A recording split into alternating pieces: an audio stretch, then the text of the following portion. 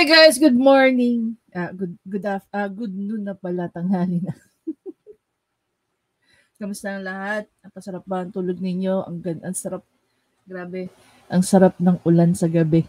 Bakit? Ang sarap matulog kasi guys. Tapos either naka-aircon ka o naka-ventilador. O nakainom lang ako ng antihistamine. Grabe yung allergic rhinitis ko. Natakay ako kapag hapon. Diba? Kapit tayo. Yan. Shoutout na sa sister-in-law kong si Rafi. I don't normally drink coffee na malamig, but because of her, no, natuto kami magkakapatid na uminom ng malamig na kape.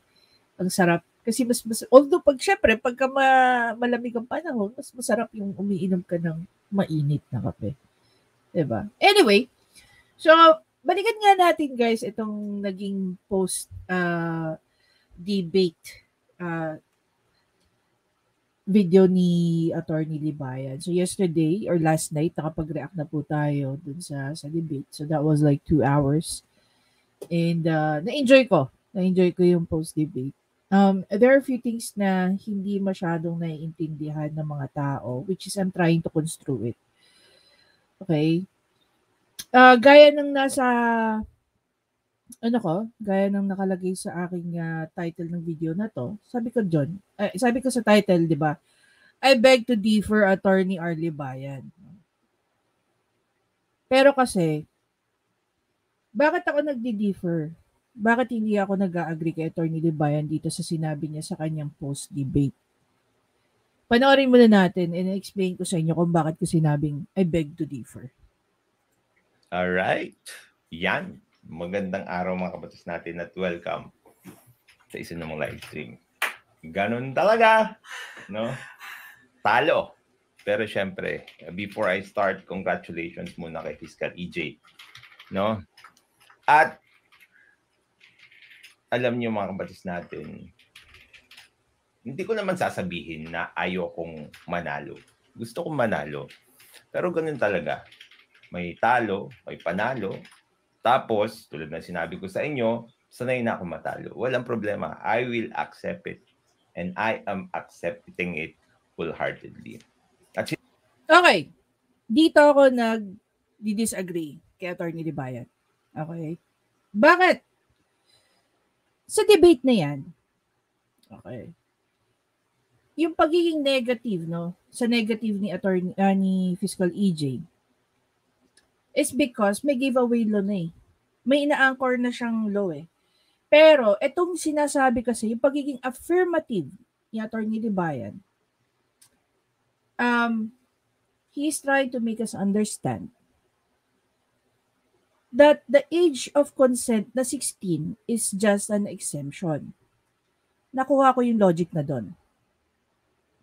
Maliban sa nasabi ko na kagabi that the age of consent is 18 pagdating sa civil law, age of criminal liability, ibig sabihin, pwede ka ng kasuhan, pwede ka na ma-prosecute, is 18.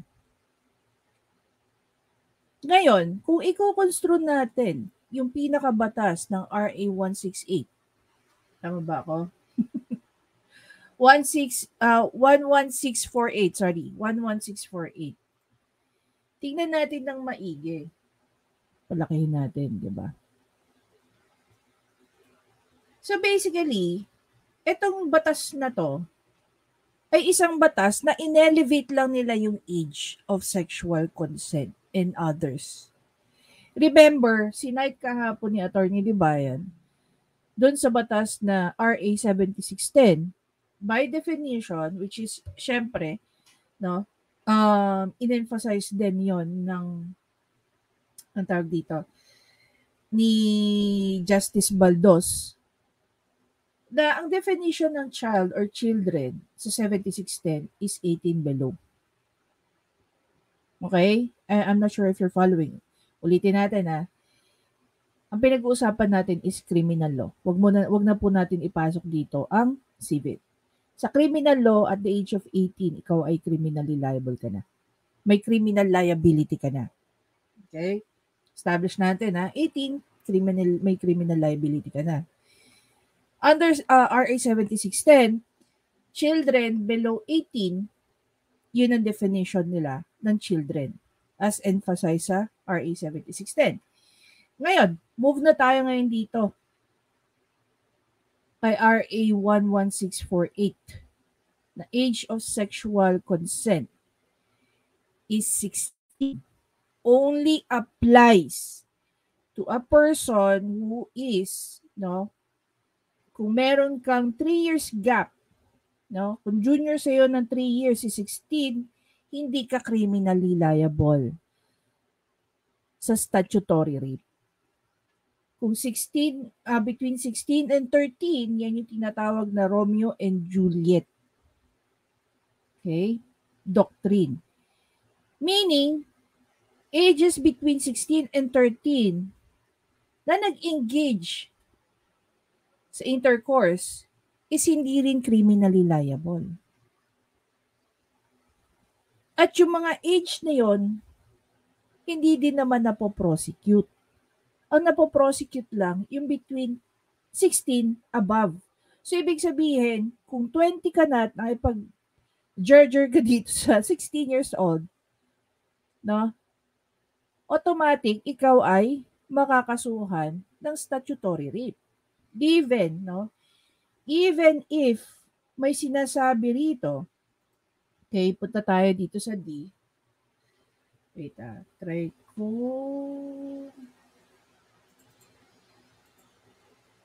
Okay.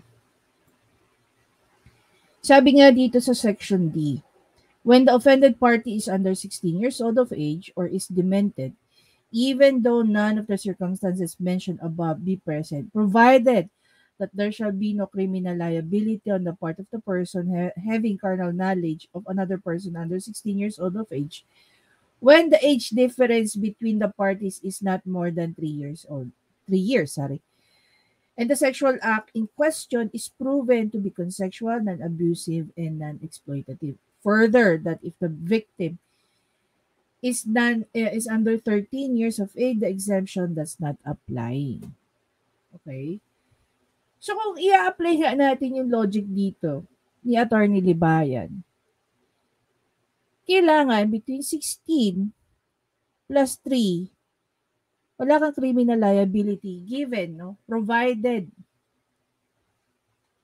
ulitin natin, provided that the consensual, non-abusive, and non-exploitative. So pag tumaas ka na sa 3 years, automatic, pwede kang kasuhan. Diba? Tama rin naman doon sa sinabi ni Attorney Libayan, kung ikaw ay 18, regardless kung 3, 10, 5 years ang age gap nyo, hindi pwedeng isabihin ng isang tao na ikaw ay na-rape.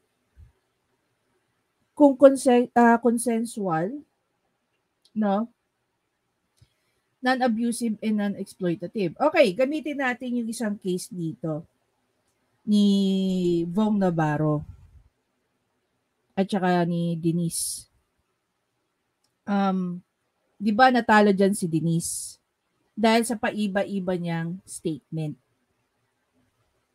Tama? Bakit nga ba siya natalo doon? Kasi hindi niya na-prove na abusive at saka na exploitative. Kung ano man yung nangyari sa kanila ni Bong. Kung meron man. Hindi niya na-prove yun. So, ibig sabihin, guys, kung isa kang 18 years old, babae ka na 18 years old, para sumigaw ka ng rape, you have to prove na tinakot ka, na pinilit ka, and so on and so forth. But if you are 16 at naipagrelasyon ka sa isang 20, 21 pataas na meron more than 3 years ang gap sa'yo, napakadali mo lang sabihin na na-rape ka. Diba? applying this law. But if you're 18, diba? So my point. Una, hindi naman din sinabi, gaya nga na tinanong balikan natin, yung tanong ni Justice Herrera Jr., meron bang nasusulat sa kahit anong batas? Categorically, nang sinasabi, age of sexual consent is 16 or 18. Wala.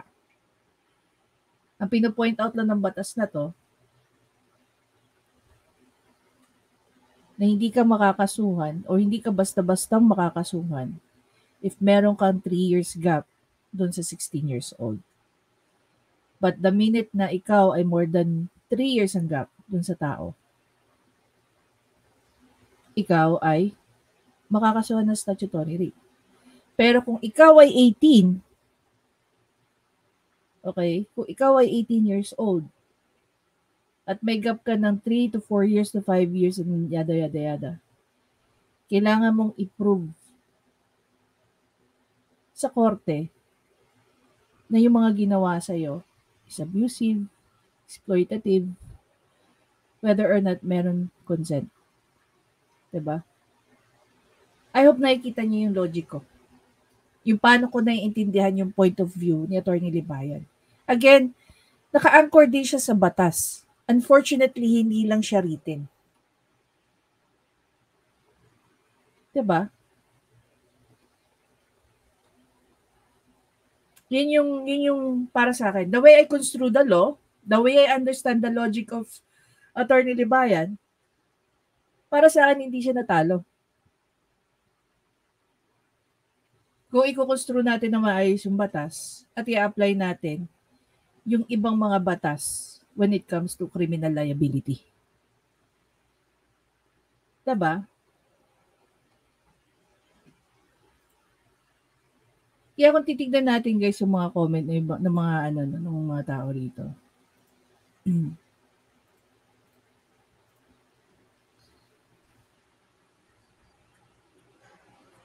Sabi dito ni Divina, wait lang, kaya natin para mas ma-appreciate. By the way guys, maraming salamat sa pagko-comment nyo. No? Meron akong nakitang maganda rito eh.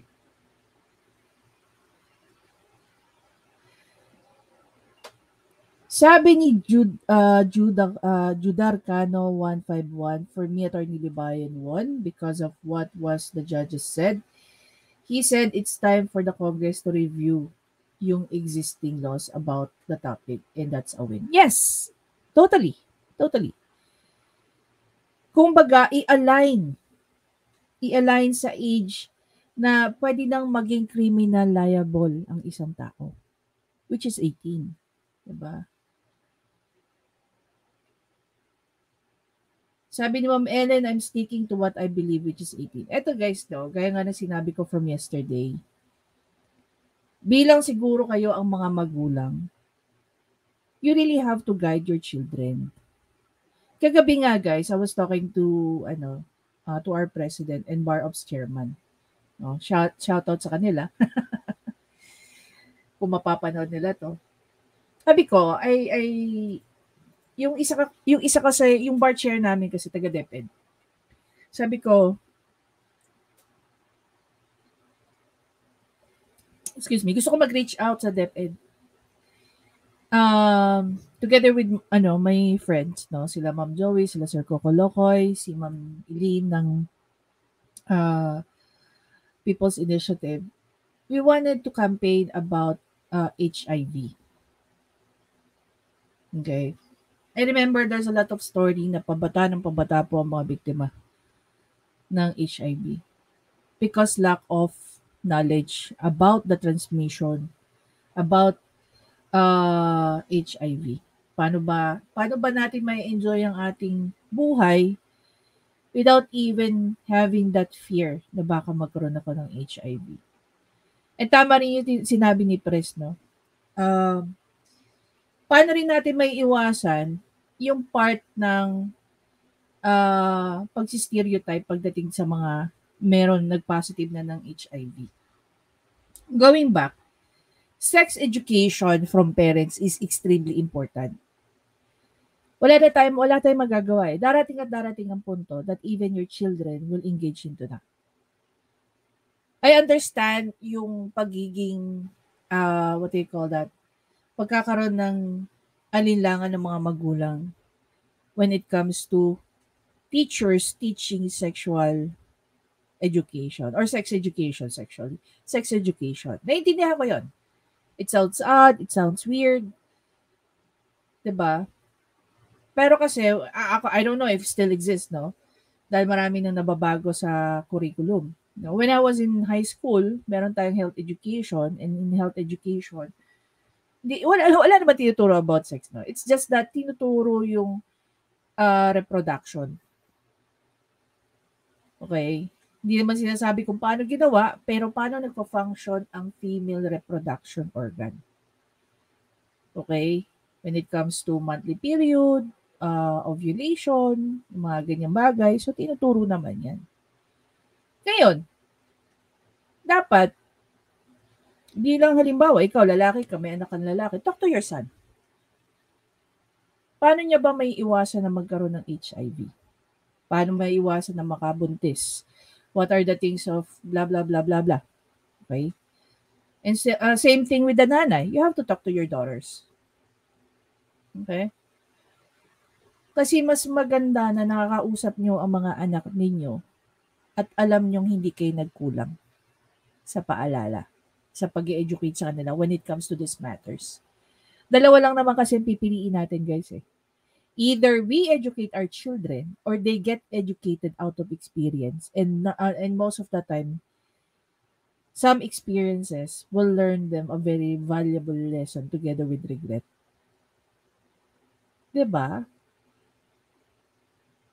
So, yun lang, no? Yun lang when it comes to that. Meron akong mga nabasahan na rito eh. Sabi dito ni Jam, wala panalo sa kanilang dalawa kundi kami mga nakapanood at nakapakinig sa debate. Yung isa, pinanindigan lang kung ano ang nasa batas, which is 16 years old. Yes, I agree with her. Age of sexual consent. Samantalang isa naman, madami siyang ni-raise na concern. Kaya gusto niya sana na 18 years old na ang age of sexual consent. Actually guys, no, age of sexual consent na 18 is because wala ka ng criminal liability. But when you have sex with an 18 years old, there are conditions which if you fail to meet the condition, you are going to be liable sa mga acts mo. And this is not something na liable ka lang. It's a criminal liability. Wherein you will be prosecuted, you will be punished, you will be penalized. Yun lang yung difference. Para sa akin the age of sexual consent para sa akin without criminal liability is 18. But the age of 16 years old is the age of sexual consent with criminal liability. Simple. Kasi sabi ko, may tama si Attorney Libayan. At hindi ako nag-agree sa kanya na natalo siya. Kung ni-raise niya siguro yung premise na to, that the age of sexual consent is 18 because without it has no criminal liability. But if you have sex with an 18 years old or with a 16 years old, there are conditions that if you fail to meet, malaki ang possibility na ikaw ay magkaroon ng criminal liability. Okay? Ganun lang kasimple. Ganun ko lang siyang kasimpleng inintindi. Sa panahon kasi ngayon, pabata ng pabata ang mga tao nag-i-engage ng sexual acts, kaya healthy debate yun nangyari. I totally agree. Kasi nga sabi din ng iba, wala din tumatanda ng gusto sa new generation kasi pabata ng pabata din ang lifespan. She has a point. No? She has a point. Na nung mga age of, ako, no? When I was 16, I was just playing table tennis. Lumalaban ako sa iba't ibang barangay, sa iba't ibang school na table tennis. Hanggang nga mag-college ako, focus lang ako sa extracurricular activities ko, which is sports. No, I've been an athlete since I was in elementary. Player ako ng volleyball when I was in elementary. Player ako ng table tennis from first year to fourth year in high school. Pero varsity ako from second year to fourth year. When I was in college, I was a player of table tennis and basketball. Varsity ako ng college representative ako hanggang first year college. Pagpasok ko ng second year to fourth year, I was a university university scholar. University varsitarian. Wala pong scholarship ang PLM sa mga varsitarian. Sabi nga ng presidente namin, no, which is si Dr. Tayabas. Kasikatan lang ang benefit nyo dyan. Pero yung scholarship, we do not grant athletic scholarship. Although, scholar naman na ako since I entered PLM. Hanggang nakagraduate naman ako sa awa ng Diyos. Sabi ni Pops dito, Rico Coloma 9784. Tingnan ko pa. Yan. Sabi naman ni Wilbert, fiscal EJ sides and arguments are textbook pages. Rebuttal is irrelevant. Yun yung sinasabi ko, guys.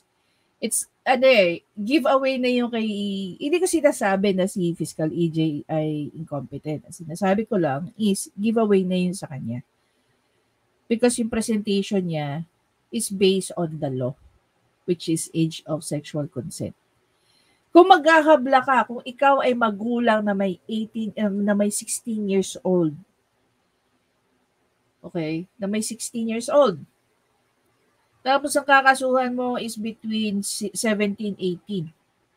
Mag-a-apply ba ang RA 11648 dun sa bata? Yes. Pero may hirapan silang i-depensahan yun, di ba? Hindi yun basta-basta. However, kung ikaw may 16 years old na anak, gusto mong kasuhan, sampahan ng statutory rape yung boyfriend na 20 years old, pasok ba siya? Pasok na pasok. Pasok na pasok. Hindi na-emphasize yung condition eh. Na hindi criminal liable ang isang tao kung 3 years lang ang gap niya doon sa kapartner niyang 16. Kung na-emphasize yun, mag-a-apply ba yun? Hindi. Diba? Tama ba? Kung 16 years old, plus 4, 20, si 16 years old, protektado ng batas. Pero kung si 16 years old, nag-boyfriend ng 3 years old, older lang sa kanya, mag-a-apply ba yung batas na yan? Yes, no? Diba? With the condition nga eh. Given the condition. May condition. Non-consensual, non-exploitative, non-abusive. Siyempre, pag sinabi mo ng abusive, kahit magpapamedical legal ka pa, siyempre, sabihin mo, kasi binugbog niya ako, asahan yung medical legal. It's always easy to say, guys, na binugbog ka ng isang tao. Kung ikaw din man lalaki, no, ay pag jerjer ka sa 16 years old and you're only 18, tapos sabihin, sasaktan. Siguro napakaliit lang ng percentage na may 16 years old na bubugbugin yung girlfriend. Sabihin mo lang nakakasuhan ka, ewan ko lang kung hindi maihiyan, di ba? Na unlike yung mga matatanda, takutin mo yan na pakakasuhan ng rape, mas tatakutin ka pa niya na ichuchugi ka niya. I mean, we cannot say it out lang. Baka maano tayo ni Whitey at saka Facebook. Sabi ni Sir Marvin dito, yung presentation of facts ni Fiscal malayo sa topic. Nag-appeal siya sa emotions at sa old videos ni attorney. Parang hindi debate yung nangyari. Kasi imbis na mag-introduction si Fiscal, ni-rebuttal niya lahat ng LS videos ni attorney. During cross-examination, which is answerable to yes or no, pinipilit ni Fiscal na yes and no lang ang pagsagot. Pero nung turn ni attorney Libayan mag-cross kay Fiscal, imbis na yes or no, yun nga yun yung isang mali doon. Kaya nga sabi ni attorney Claire, just answer the question by a yes or a no. Diba? Napansin ko rin yan eh. Yung naging rebuttal niya was about or ginamit yung mga videos ni Attorney Dibayan. Sabi ni Angelo Gomez, isa lang natutunan ko, wag magpakalat ng maling impormasyon lalo na wala sa batas natin. Abogado ka pero tinuturo mo wala sa batas. Bakit gano'n? Okay. Dito sa sinabi ni Angela Gomez. For starters, even Fiscal EJ agreed to Justice Herrera na wala po kahit sa batas na categorically ng age of sexual consent is 16 or 18. That's one. Number two, sa point and logic ni Attorney Libayan, ang age of consent is 18 sa civil, ang age of criminal liability is 18, at exemption ang age of 16. Which is, again, meron kang criminal liability kung ikaw ay isang lalaki na pumatol sa 16 with the age gap of what? 4 years. Pero wala kang criminal liability kung ang age gap mo doon sa 16 is only 3 years old. So, may point naman talaga si Attorney Libayan that the age of sexual consent para sa kanya and the way he understand it, based sa statutory construction, is 18. Dahil kung nakipag-sex ka sa isang 18 years old, regardless kung may age gap ka, na 3, 4, 5, 6, or 10 pa yan, wala kang magiging criminal liability given that the intercourse, the coitus is consensual, non-abusive, and non-exploitative. Pero kung may age gap ka with a person of 4 years to 16 years old, with or without the consent, yan may kaso. So I guess you get the point here, So ako mag-agree ako kay Attorney Libayan that the age of sexual consent, not even written in the law, just the use of logic, is 18. Diba? So basically, the law under RA 11648 protects children 16 below.